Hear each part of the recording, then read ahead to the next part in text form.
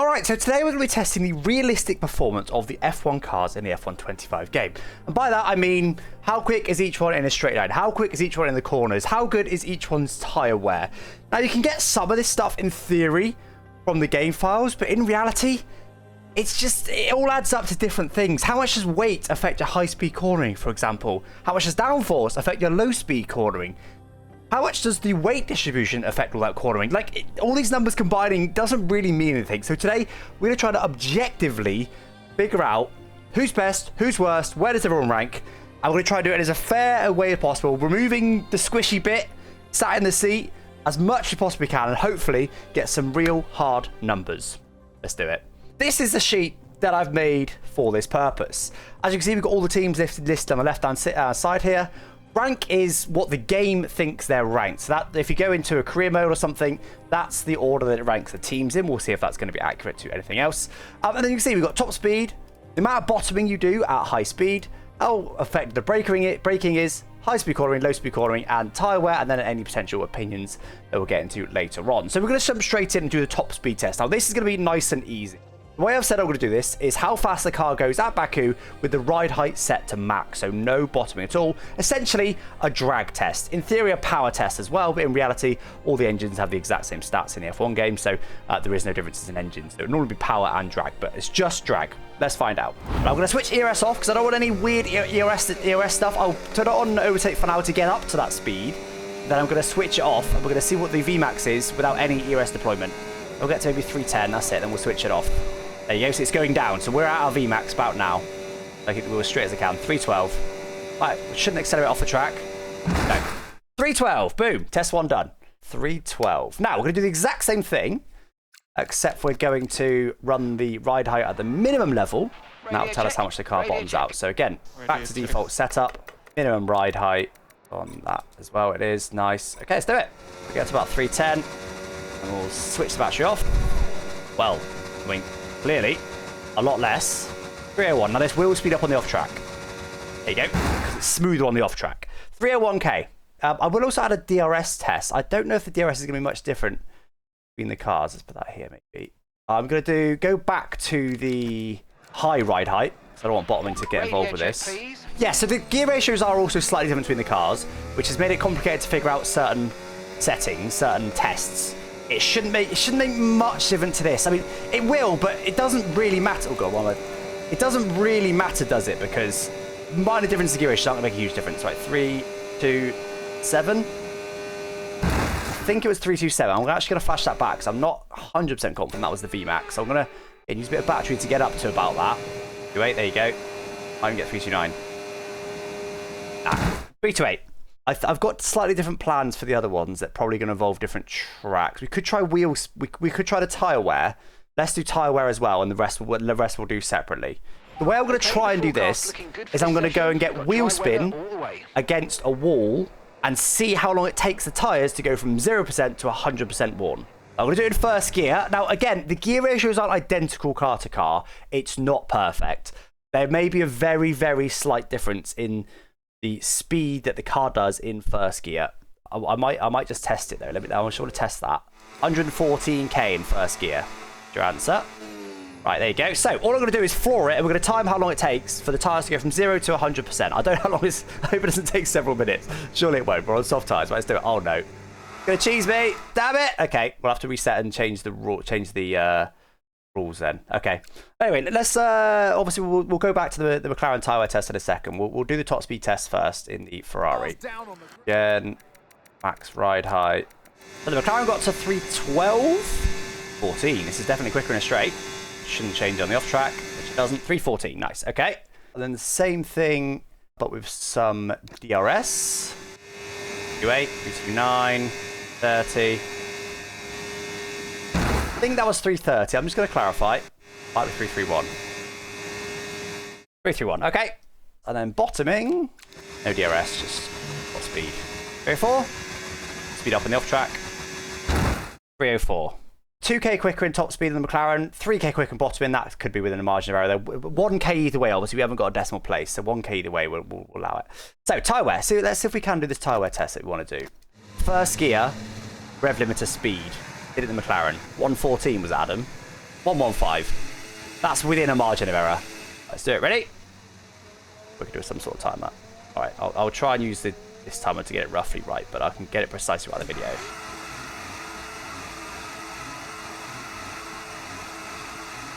Might not go to 100%. Already been almost a minute of just sat against the wall, but 50% will be enough. Very hot rear tyres though. But I don't believe there's any tyre temperature differences between the cars. So 50%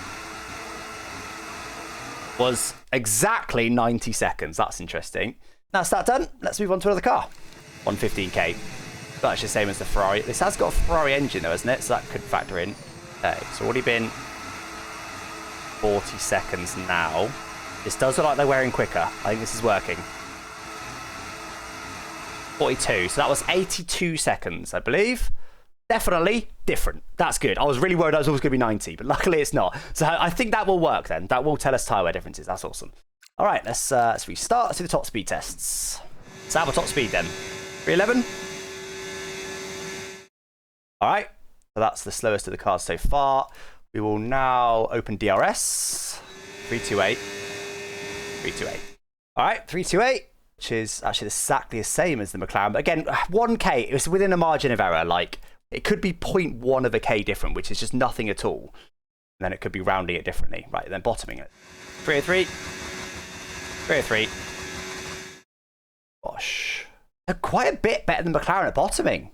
Slightly slower than McLaren in top speed when it's not bottoming. When it is bottoming, slightly quicker than McLaren. There you go. Gotta have that staying. Right, let's do another top car. Whoa, that's gonna mess things up. That's a lot faster in first gear. I'll do it anyway, but I'm pretty sure it's gonna wear the tires quite a lot quicker. 83 seconds, okay.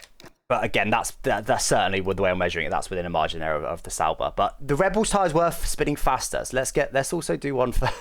we need more data. Not enough. First gear speed 115. 115. The Red Bull was it 122? Was it 122? Getting out there now. Just regular top speed, no bottoming. You can look at the revs to get a more precise reading, I suppose. Very, very slight drop, very, very slight. 312, exactly the same as the Red Bull. Let's now open DRS. Now, in theory, the Red Bull's got better DRS.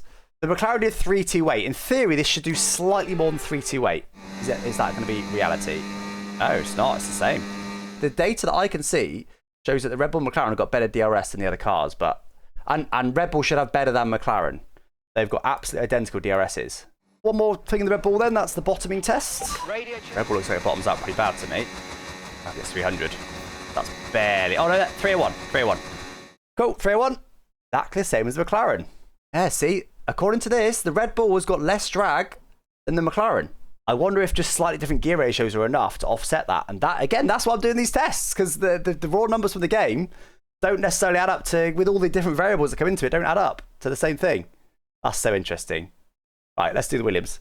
Okay, so 120k in first gear. Been 40 seconds. So again, they all seem to take about 40 seconds to get to 25%. And then I think the wear rate slows down, because they always take longer than 80 seconds to get to 50. Very close again. I just ticked over as I did it to 82 seconds. It's only Ferrari so far it's been well. But again, 82 with the slightly higher first gear speed, that's actually better than the Sauber, isn't it? I'm probably going to have to combine these two data sets here to give an actual tyre wear ranking. And let's do the top speed tests. 311 to me. Okay, 311 for the Williams. So not great in a straight. Same as the Sauber, which is actually, that's bang on the data. Williams and Sauber have got identical drag from what I can see. That's bang on the data. DRS. Well, there you go. That's pretty much bang on. 327. Going down. 327. Okay, 327. Again, slightly slower than the Sauber, but within a margin of error. Bottoming. That's another thing for the Williams. Oh. The revs are settled. 301. Which again is very comparable. Only the Ferrari so far is better on bottoming, but it's also got a less drag anyway. So, mind you, 303 for the Sauber. Hold on. Anyway, let's do Mercedes next week. 120. That's 85 seconds then. Slightly slower speed. Oh, of course, the Ferrari had quite a lot lower first gear speed, didn't it? I thought we might struggle to get some precise tyre wear data, to be honest. All right, let's get top speed for the Mercedes. 11. All right, 311 for the Mercedes. DRS. 28. 28. Bottoming. The revs are changing very slightly, but very slight. Got up so slowly. 300k. Okay, it's got a lower top. I was going to say it bottoms worse, but I don't think it does. It's just got a lower, slightly lower top speed. V-carb or Haas? Let's do the Haas next. 115. Same as the Sauber. That's interesting. 83 seconds. Almost 84, but not quite. They're all pretty close. The Ferrari being the standout. Do that test. Higher than most. 313. Settled in there. So 313. So Haas is definitely quicker in the straight than most, not the Ferrari. Let's try DRS. That's precise. 329. Settled in there. 329. 329 it is. Okay, and then bottoming. 304. 304. Anyways, to Aston Martin. 120k. Wasn't better in the end. I reckon it was about 82 or 83. We're gonna have to use these. Extrapolate, and I'm still confident that we need to read that one. I think that one's wrong. Not quick in a straight. Big 10. Cool. DRS. I'm 326. Yeah. That. Terrible. Worst by far, though. I'm going to double check that again because that's so bad. It's 325. Wow. I mean, it is also the worst on drag, I suppose, but only about 1k. That 2k slower DRS. Okay. Interesting. Bottoming now. 399. First under 300k. Who's driving the Aston Martin for Baku? Sorry to whoever that is. You don't want to be in that car. The Alpine. Now, the Alpine's going to be an interesting one because in real life, it's very up and down. Oh my God. 105k. 10k shorter than the next car. That's probably going to affect its top speed one way or the other. There's 90 seconds. I'm going to power through that, but the wheels are spinning significantly slower. So, why is it it's not the longest? 06. So that's 96 seconds, but that doesn't mean it's the best tyre wear because the tyres are spinning so much slower. Let's see. Is it also draggy as hell? But the gear ratios might help it because it'll be in a different rev window. So that might be the optimal rev window there. 312. Yeah, not bad. Top speed. Very comparable to everything else. DRS open. About 328, I would guess. Held on. 328. Bosh. And that's bottom out. 302. Hold up still now, actually, but 302. The longest cars are going to bottom out more over it because they've got bigger gap between the wheels, so they'll hit the curb more, whereas the other car might not hit it at all. So it will make a difference to the bottoming out. So there is differences, but they are so incredibly, ridiculously minor that to 99.99% of the players, it makes no difference. Esports level, though, that's why esports do run F1 wildcards, and I'm glad that they do. 23. 313. Cool. DRS. About 330-ish. Yep. Cool. 329, it turns out. Just. So V-carb is very quick in a straight. Bottoming, last thing to do. Joint second quickest on the top speeds, but I'm expecting this now to be better than the Ferrari with bottoming because it's got less downforce. Right, 303. Yeah, 303. Hang on. Right. There you go. Interesting. So the Ferrari decided on better downforce. Did bottom out. But again, the gear ratios do make a difference. The Ferrari's got slightly longer gear ratios, which might put it in a slightly more optimal rev range. Okay, and we need to do the McLaren. Okay. Gosh. Well, I think the Ferrari's correct. I'll double check. But I think that means the Ferrari is correct. Yeah, it's going to be 90. So yeah, it wasn't wrong. Don't need to redo it. We'll do equal cars. Tell you what, I'll do it in the Sauber just to make sure it's definitely equal. Whereas if we do it in the McLaren and we get similar numbers, oh look, it's McLaren, do you know what I mean? 114. 85 seconds, so it's going to be a bit below the McLaren. A little bit. 29, but we started 1 second late, so that's actually 28, so it's 88. Getting bored now. I'm enjoying it because I'm enjoying the results, but I'm very bored of doing the tests. That was quick. It's very quick in a straight. Is that quicker than McLaren in a straight? I think it might be. Yes, okay, it's level with the McLaren. I thought it was above the McLaren. DRS should be about 330 maybe? 329. And then bottoming on final ones. That is apparently slightly quicker. That's interesting and surprising. Okay, bottoming out should be about 303 in this car. 301. So yeah, I mean, it's basically McLaren, isn't it?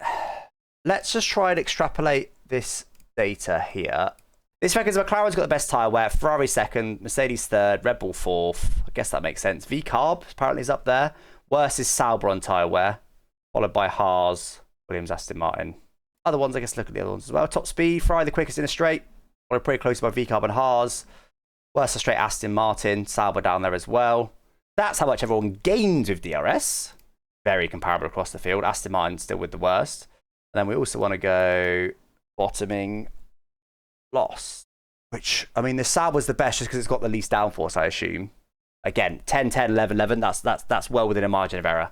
The Sauber bottoms out less, so you can run the Sauber lower, basically, without it affecting you so much. Anyway, well, let's do some more tests, guys. So, braking. Now, this one is, I mean, it is braking, but in reality, it's weight. Because, as far as I'm aware, all the cars have identical brake systems in the F1 game. Future Alex here. Unfortunately, the braking and high-speed and low-speed cornering tests didn't really work out, but we've got another test instead. Basically, I tried to do them. They just weren't conclusive. They were just either too close to each other or just didn't really show anything, didn't show what I expected. I just couldn't figure out a way to make those tests work without having me actually physically drive a car around a corner. So instead, what I decided to do was look at the weight distribution. I found some really interesting stuff for that. So I had the game files to tell me the exact weight distribution of each car, and I used that information to do a hot lap around Qatar to tell us some interesting stories. Let's get into that. So the Mercedes is 2 kilos heavier than the McLaren, but apparently it's got better front downforce than the McLaren and rear downforce. So apparently the Mercedes should be able to go around that corner a bit better than the McLaren, because at that speed, the weight should override, the downforce should override the weight.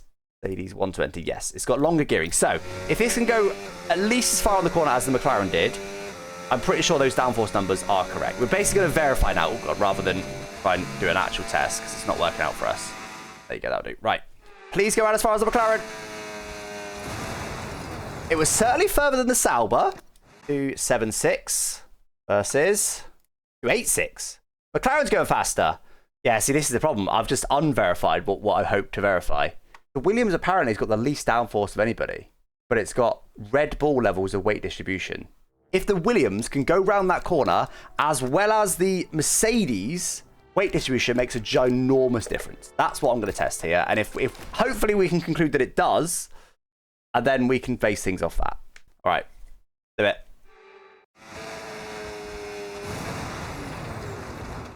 Better than the Sauber, I can tell you that for nothing. The Williams went round the corner better than the Mercedes. Right, what was the speed again, guys? What was the speed? Williams was 276.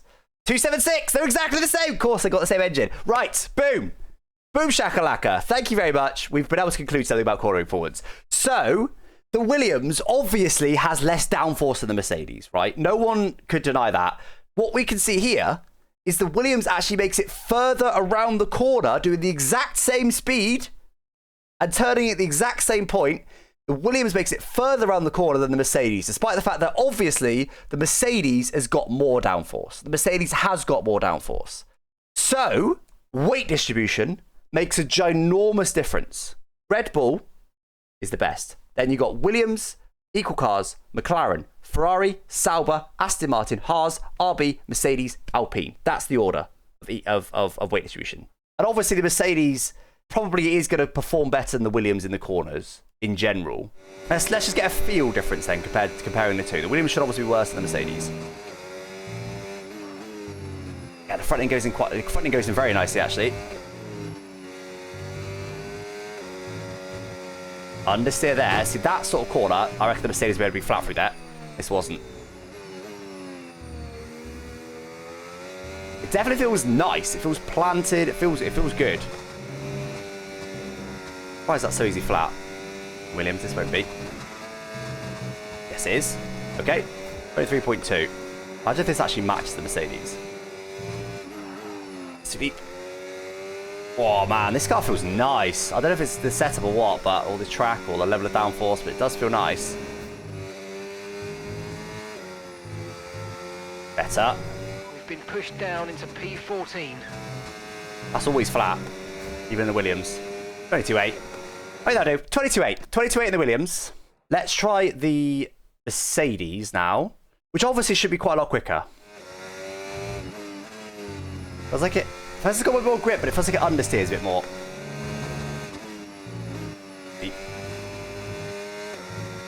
Nah, still not flat even the Mercedes. Closer to it though. I'd say slightly more grip. A bit more understeer. It's quite small differences though, honestly. Right. Should be very easy flat like it was in the Williams. Oh, it was. That is, I think that's easier flat in the Williams.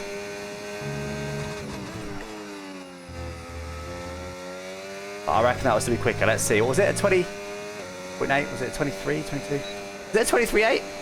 Or was it 22.8? Was it? It's not like I didn't make any mistake. It's not like I'm finding time this stapler. It's very comparable. Are you telling me the Williams is as fast as the Mercedes at Qatar? So we're going to do the opposite now. We're going to have the same track. We're going to start with the bad car, which is the RB. Now this has got Mercedes levels of weight distribution, but obviously V-carb levels of downforce. So this should be slower than a 22.8.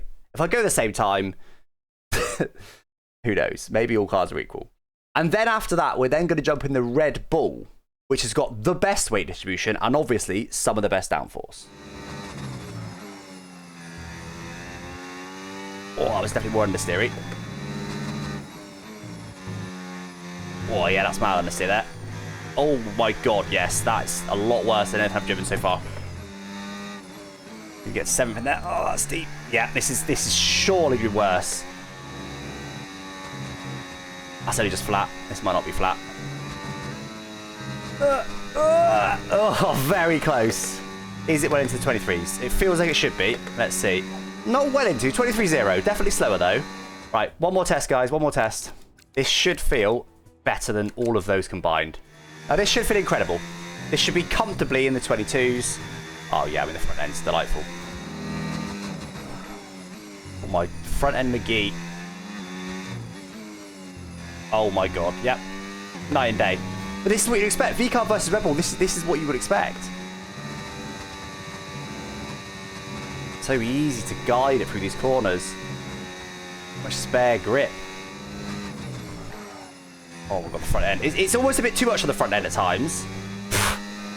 Got it. The secret sauce is weight distribution. The fact that I was almost able to match my Mercedes time in the Red Bull, there's the 4 cars I just tested, is mad. If I was to choose myself a car, right, based on where I was in the championship, here's the positions I give myself. So Red Bull, I'd probably still go for the McLaren top. Then I put Red Bull. Ferrari are probably in there as well. They've got great straight line speed, great tyre wear. I think I would probably put Ferrari 3rd. Probably still put the Mercedes 4th. Miles off in 4th. Nowhere near the top 3. Then in 5th place, tyre wear is pretty poor, but because you've got like that much better balance, I reckon the Williams cooks. Just to be a bit less controversial, I think I'm going to put Williams in 6th and Aston Martin in 5th, just because I'm not able to perfectly quantify the downforce difference. Sauber's probably next, just based on weight distribution alone. For now, I'm going to put that in 8th, and I'm going to put this in 9th, Haas in 10th. So I've put the Aston Martin ahead of Williams. I'm not confident of that. Yeah, so there's that bit of downforce there that helped me through turn 1 compared to what the Williams would have done. That's deep, though. It turned for me late on the corner nicely, though. Oh, huge lift, still only just staying in track limits. This doesn't feel too bad. I think this will be in the same sort of ballpark. But then, obviously, it's hard for me to quantify straight line speed because I'm just pressing the throttle in this straight.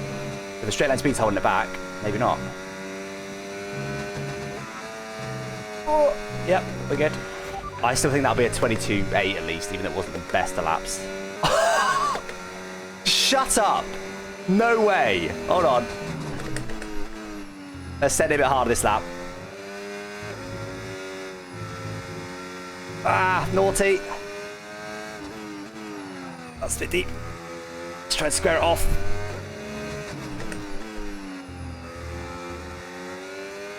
Okay, with a naughty lap, we're getting 22.9. No way! The Williams is faster at Qatar. Definitely going below it. The Williams is really nice. Default setup. And then because of that, the Sauber is, to me, is as good as the Aston. We're going to get in the Sauber. Because I think the Sauber can get in the 22s. The Sauber, widely regarded as the worst car in the game, will it seriously be able to match the Aston Martin with default setup at Qatar? We need a 22.8 to do that.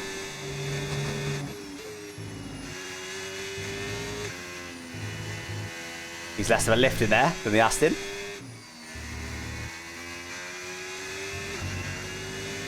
I would have understood wide there if I was in the Aston. I don't think this will be in the 22s, but if this is straight in the 22s, then you might be better than the Aston. Definitely nice to drive than the Aston, but it has got a bit less grip. This should be in the 23s. Yeah, 23.2, okay. That's comparable lap time to the first Aston lap, but there's so much traffic.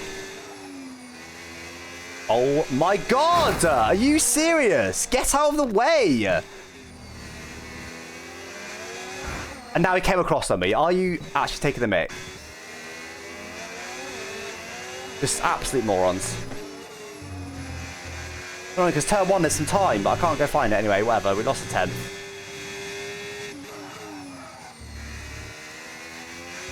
Deep. Good exit though. Deep. Good exit though. Not good enough. Yeah, I mean the tyre's a bit dead now anyway, but the same for the Aston of course. That car can only just get into 22s. It can get into 22s, but it can only just get into 22s. So it definitely shouldn't be ahead of Aston. Potentially even Alpine. I will try Alpine real quick. Lots of understeer, but some people might prefer that. I do think some of the weight distribution is down to personal preference. But one of the cleanest first laps I've done, but it's so understeery, so it's stable. See that? See how wide it was there? Struggled to get all the way back to the right. Ridiculous. Boy, that was only just flat. What?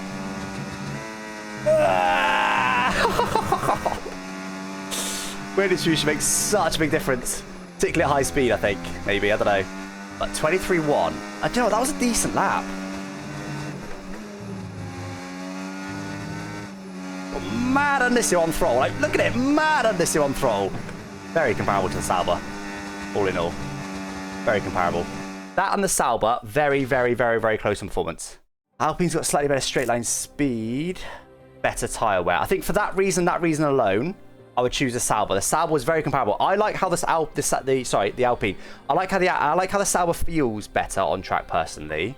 Assuming that you can use setup to get around the Alpine understeer, I would put Alpine higher based on that. So there you go. There's my final rankings. That's where I personally would put them. McLaren the best, then Red Bull, then Ferrari. Those three pretty close, really. Mercedes, yeah, definitely off the top cars, I'd say. Just understeers a bit more. If you can get around that with setup, it would fix it a lot. But as default, it's definitely understeers a lot. Then, genuinely, the Williams is in front of the Aston Martin for me, at least at Qatar default setup. There's no question about that. The Williams is in 5th place there. Aston Martin a bit behind it. Alpine a bit behind that. Alpine and Sauber were very, very close. Then VCarb and Haas at the back. Now, that is based on default setup. If you can completely overcome the weight distribution issue with setup, and I don't know if you can, and I've already been live for almost 4 hours, so I'm not going to test that, but if you can and make it so that you basically level out the weight distribution between the cars, this changes, because then it just comes down to downforce, basically. Straight line speed, obviously, you've got the rankings there as well. Ferrari definitely the best in a straight.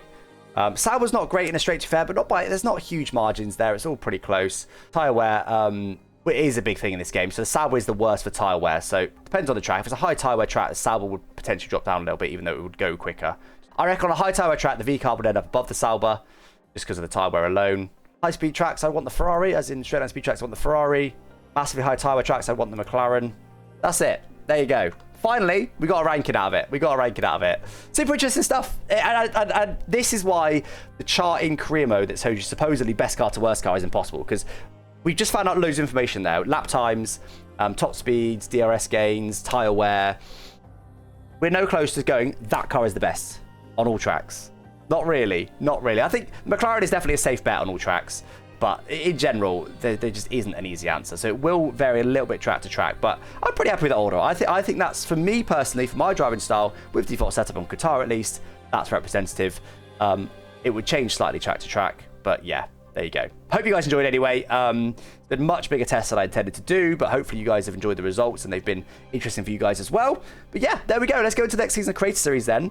I think I'm going to be putting the Sauber, unless they change things around, because they've got ranked as the worst, which on tracks where you want a bit of turning ability, Sauber's not bad, but it does wear the tyres quite a lot, so I have to be careful of tyre wear in the Sauber. So if that's the car I'm going to be in, it won't be too bad. In my opinion, isn't the worst car on track. But if you get put in the Williams, you are absolutely cooking. You are absolutely cooking in the Williams. The Williams is a very good car.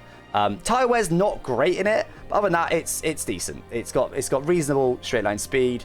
and it turns beautifully despite having not that much downforce. So the Williams, I think, is the big standout differentiator there between all the cars, which makes sense because if you look at a lot of career modes in qualifying and stuff, you often see the Williams up there, and you're like, but on paper, you're in like 9th place. How are you up there? Now we know. Now we know. Anyway, guys, catch you next time. Thanks for watching. Bye-bye.